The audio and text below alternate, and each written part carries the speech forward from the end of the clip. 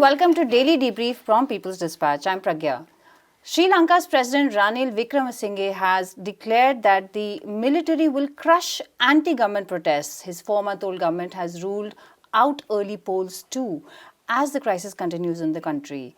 A spate of protests has rocked the UK recently, but they're saying the biggest ever was by the University and College Union held on Thursday. And an update from Taiwan, a massive rout of the ruling party in local elections on Saturday. Massive protests overthrew the Gotabaya Rajapaksa government this summer in Sri Lanka. A new government led by Ranil Wickremesinghe has since been in control. While the country's economic crisis and ethnic strife continue, the government has ruled out anti-government agitations and an early election as the opposition demands. Wickremesinghe has said the military would crush protests without prior government approval. Prashant from People's Dispatch has the details. What has Wickremesinghe said, Prashant? Right, so Wickremesinghe's comments are quite controversial considering where he is right now, considering what has happened over the past few months. He took a very aggressive tone a couple of days ago, speaking in Parliament, saying that he would not hesitate to bring out the military, for instance, if there were protests. He said he would even declare an emergency. He talked about another round of mass protests and spoke about them as though there was some kind of conspiracy intended to overthrow the government. And like you said, he also dismissed the possibility of elections until, according to him, the economic crisis was solved. Now, the opposition has been calling for elections because we can go into the history a bit, but because the process by which Wickremesinghe became president was widely, condemned. Nobody was very happy about that, especially the opposition and the protesters. So, very, belligerent statements by the Sri Lankan president at a time when you would have thought that, considering what happened over the past many months, the massive economic crisis, the huge protests, the discontent with the political system, you would have expected that a conciliatory approach is what a president would have taken. But ever since coming to power, Ranil Wickremesinghe has sort of, decided that he has that mandate to sort of take a very aggressive stance. So a lot of his steps over time, they have actually been in that direction. Protesters have been arrested. They have been continuously targeted with police violence. Some of the arrests have taken place under the very draconian Prevention of Terrorism Act. In fact, two of the significant protesters, Vasant Amudlige and Sri Ramatero, have not been released yet as of yet. It's over 90 days since they have been detained under the Prevention of Terrorism Act. This has been widely condemned. But overall, in between, some of the measures the government introduced actually enabled further repression as well. So overall, Wickremesinghe has taken a very belligerent and a harsh attitude towards the protesters who are basically raising questions of basic, economic, the issues of economic crisis, of livelihood, of lack of essential supplies, all these issues, and the disenchantment with the political system, which is what these protests were about. So he's taken that stance, and he's also, obviously, refusing any question of elections at all because it challenges his legitimacy, and he also is probably aware how deeply unpopular his government is in some senses, at least among the poorer sections, and also among many sections who are not happy with the political way in which he came to power. So all this together, I think this marks a sort of key point. I wouldn't say key point. This marks sort of continuation of a trend, and we can expect to see more of this in the coming months as well. On the one hand, they will be doing some certain steps to sort of manage the economic crisis to not make it too bad. And on the other hand, we're definitely going to see more political repression, more, more stigmatization of those who are opposing the government, condemning them as threats, etc., traitors, conspirators, etc., etc. So we're definitely going to see all that in the coming months on the political front, of course. On the economic front, it's far more complicated. Right, Prashant, can you try and put everything that he has said and done so far in its context in Sri Lanka? Right. So the important thing to note here is that we know that Sri Lanka's economic situation drastically worsened in the earlier part of the year. Right. There were huge power cuts. There was no basic supply of fuel, essentials such as milk or such as milk powder. Food became difficult. All of that, and that led to these mass protests that took place. First, they overthrew the former prime minister. Then the former president, Gotabaya Rajapaksa, was forced to flee. Ranil Wickremesinghe at that point came to power.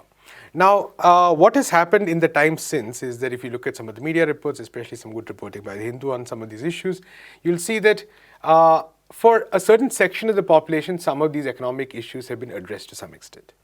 So for the slightly more richer sections, which means that these sections who were also coming for the protest now do not have that much of an incentive to come to protest. Similarly, some sections of the business class are also not very much are not very supportive of the protests as they were before. Okay. But for a vast majority of the poor, the crisis is not ended, and this is, I think, is the important point. And what the strategy of the current government seems to be is basically to sort of perpetuate this division. That, on the one hand, you give the appearance that the crisis is better, situation is better than a few months ago. Some kind of supplies are available. Some essentials are there, and so a certain section of the population feels that their concerns have been addressed. But if you look at some of the numbers, actually they're pretty disastrous. For instance, I think the latest numbers say that food price inflation was over 85% in October. That's compared to last year, and even foreign currency is still short. Means imports, medicines are quite scarce. What the World Food Programme says that about 30% of the population faces food insecurity. World Bank numbers say that poverty levels doubled, I think, to around 25.6% this year, and the economy is set to contract. Now, for all of this, Sri Lanka's solution is the IMF loan, which is what a lot of poor countries really are resorting to at this point of time. But for the loan, there are two aspects to this. For the loan to come, first of all, it's a $2.9 billion loan. Some of its creditors have to give assurances, so that those negotiations are taking place. So there's still a bit of time for that. But all the more importantly, it places certain demands of Sri Lanka, which is what all IMF loans do in terms of privatization, in terms of spending, in terms of restructuring finances, and even some of the government policies. So all these are issues which actually came forward in the budget that he was introduced recently as well, which is quite criticized by quite a lot of the progressive sections in the society, who have been saying that we need to provide a universal food distribution system. That's one of the essential aspects. We need to take care of food security as one of the more important things before looking at privatizing sectors and stuff like that. So what we're likely to see, I think, is the poorer sections are still going to continue to face this crisis. They are facing it. They will continue to face it. But that alone may not have the necessary mass to mount another massive round of protests. And I think that is what Wickremesinghe is counting on, that by sort of co-opting in some senses the middle classes and co-opting the richer sections, and also unleashing repression on any sign of dissent wherever it is witnessed, he can keep the poorer sections who are still suffering from the brunt of the crisis at bay, and hope that the IMF money can be used to sort of bring some more stability, etc., etc. It is not a good strategy, I would say, because it might, some of the surface, dramatic nature of the protest might not really happen, but we're definitely likely to the medium to long term impacts on the people are going to be much, especially the poor, are going to be much worse, and it will take a long time for Sri Lanka to sort of recover from this crisis. And whereas Wickremesinghe and whereas this current elite will continue with its same old discredited policies that led to this crisis in the first place. All right, Prashant, thanks for joining us, and I think we'll be back with you in just another minute or two. The first day of a strike action called by the UCU, or the University and College Union in the UK, got record participation. The protest included academic workers and those in support services from other unions. The primary issue is pay, which workers say is far too low and shrinking since 2009. Pensions have been cut as well. As available jobs turn into insecure contracts, the number of upset workers could also keep growing. We return to Prashant.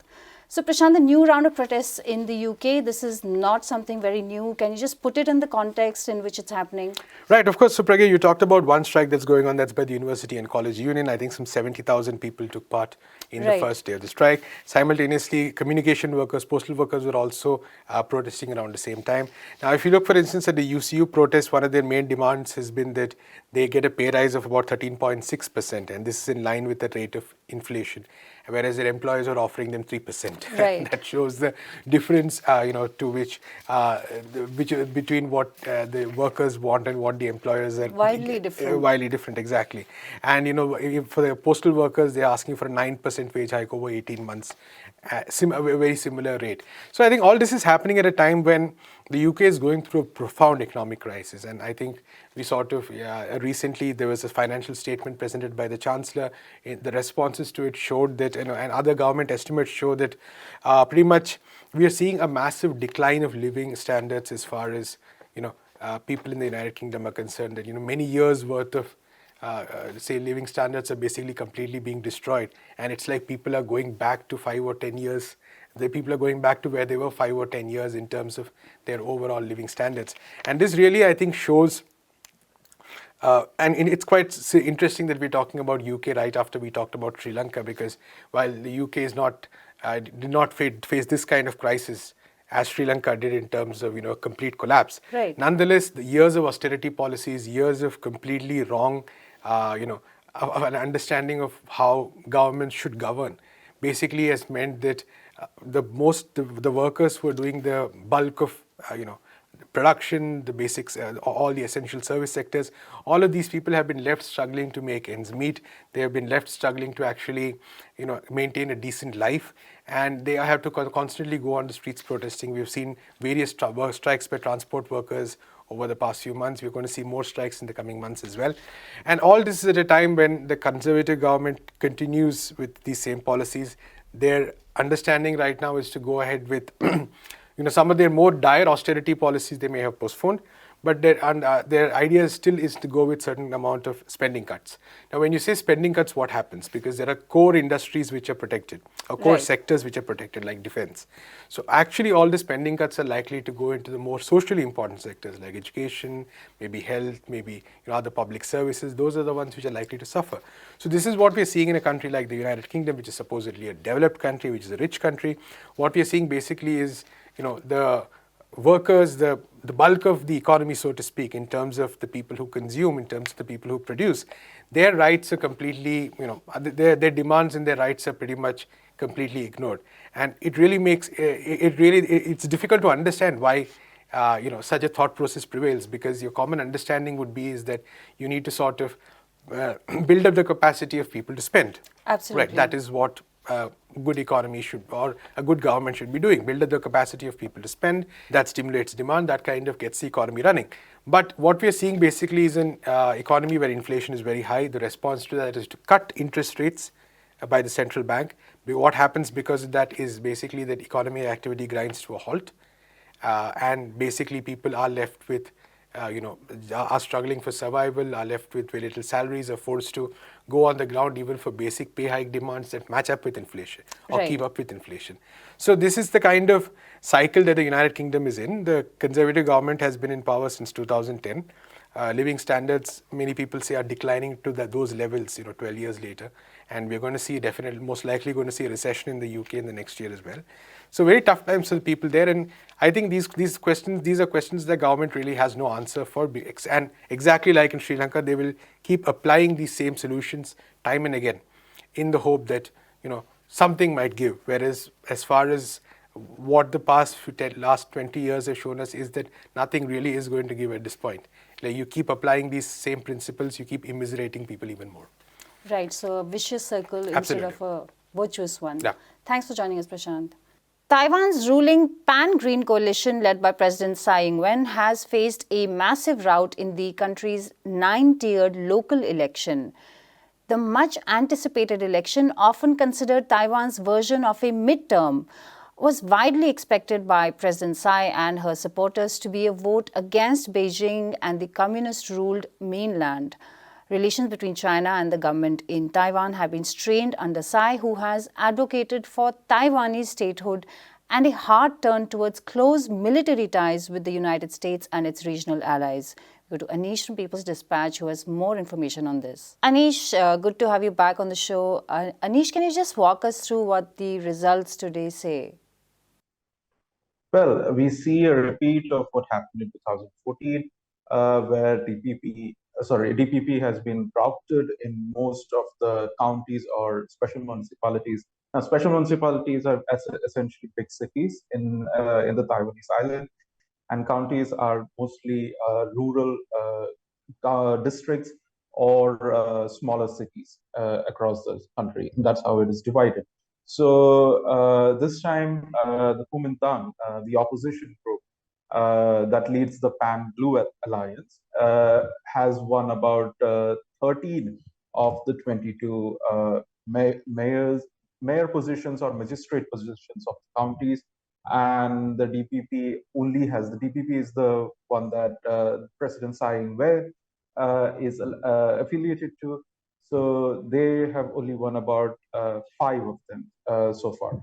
So this actually shows that there has been a lot of discontent among a lot of Taiwanese people who have been not happy with actually the manner in which Tsai government handled the COVID-19 response. And a good example of that is how results in Taipei happened. Now, in Taipei, the Kuomintang has not won since 2014. They did not have a mayor since 2014. So it actually is a historic victory for them in many ways. And also to add color to this kind of victory, the winner, the mayor-elect, is going to be the great-grandson of Chiang Kai-shek, and that only adds to a bigger problem, obviously, in later things. But then we also need to look at the fact that the other contender was DPP's health minister, who was contesting for the mayor's seat, and he lost. Now, he was actually the one who led the COVID-19, the counter-pandemic efforts in the country, and has been widely criticized for being underprepared when the actual, endemic spread actually happened in the island, and that actually caught them off guard. The low level of vaccination at the time and the low level of very lax kind of protocols that existed after the first wave was done showed that the people were not happy with the sort of response that actually happened at the time. So that only affected them. At the time when we're looking at tensions between China and Taiwan heightening, the whole China thing did not really figure as much in the discourse, or at least in how voters voted, rather than the discourse, because the discourse was definitely dominated, at least from the DPP side, dominated by China. So, Anish, would this election result be seen as a sort of prelude to the 2024 election? Yeah, that is difficult to say, because obviously the Kuomintang made some very significant victories, especially with Taipei coming under its command. But at the same time, we have seen in the last general election in 2020, the results of the 2018 local elections did not really translate to Kuomintang's victory. It actually swept much of the islands. Local governments, but could not, affect a presidential win. Even though it had a very close contest on the legislative front, in the presidential front, it was just basically, victim to the Tsai Ing-wen's windfall victory at the time. So we cannot say, and that primarily has to do with the kind of special conditions that happened, the unrest in Hong Kong, a lot of whom sympathized with protesters at the time. So definitely that affected a lot of voters, especially young voters, and how they voted in the elections. But with any kind of immediate threat being absent from China, or at least the perceived threat of China being a threat to begin with to the island, being absent, obviously the DPP does not have much to show in the governance front. And so that really is going to be a bigger problem if and all that sort of tensions being heightened, alliances, military alliances being made with Japan, United States, and so on, or any kind of essentially warmongering in some fronts against China in many cases by the president herself, did not really give them the kind of, if not a sweep, but at least a close contest that they actually wanted in the election. That did not happen. We actually saw the Kuomintang gaining, if anything at all. So this only shows that the Tsai Ing-wen government is really lacking in public perception of being able to govern. And if that continues until 2024, obviously that is going to affect their prospects for another DPP president. Obviously, Tsai will not be contesting in 2024 because of the term limit, but that does not mean, and they do not have a more popular phase at the time right now. So definitely, they're going to have a very difficult road in the next 2 years now. Right, Anish. Thanks a lot for that update. And that's all we have for today. Thank you for watching Daily Debrief. Do come back to us on Monday for more stories like these. Visit our website peoplesdispatch.org and follow us on Instagram, Facebook and Twitter.